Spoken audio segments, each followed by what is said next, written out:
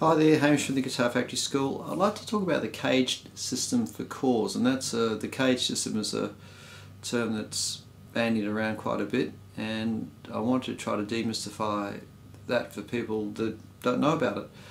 Okay, so CAGED, C-A-G-E-D, relates to the actual chord shapes in the open position, that area between the third fret and the nut that we all learn the first sorts of chords with. So C,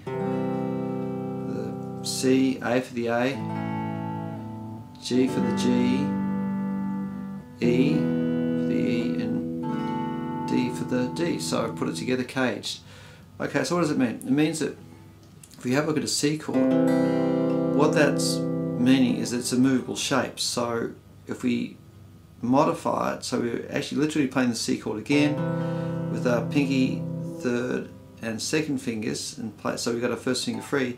We can move that anywhere up the neck and it becomes another kind of chord, like a C-shaped chord. It's not, so if I move it up to here, the root note is the note D along the A string, but it's a C-shape D chord. That would be an E shape C, a C shape. That would be a C shape E chord there. So that was a shape that Hendrix used to like using, what actually that kind of pattern there, so that's a nice one. The A, second letter of that, CAGED, well that just becomes a stock standard bar chord, so that's A there like that, put the finger across, move it up, that would be like a A-shaped B chord or an A-shaped C chord there, an A-shaped D chord, the root note being on the A string again. Okay, the G, now if we literally move that whole shape up, it's a bit gnarly to play that one.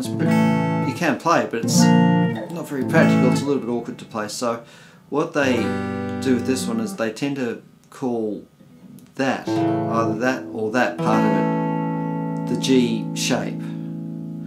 So if we have a look at, say, G like that, and we look at the lower half of that chord shape, we move it up to, say, there, that would be considered like a G shape A chord. The root note's on the E string, that's the note A there. That would be a G shape B chord, because that's the root note on the E string, which is fret 7, it's the note B there. Or, this is probably the more commonly used one, if we look at the top part of that, that would be an A, a G shape A variety 2 there, so that's where the root note is now, or down here, octave down, G shape, B, G shape, C.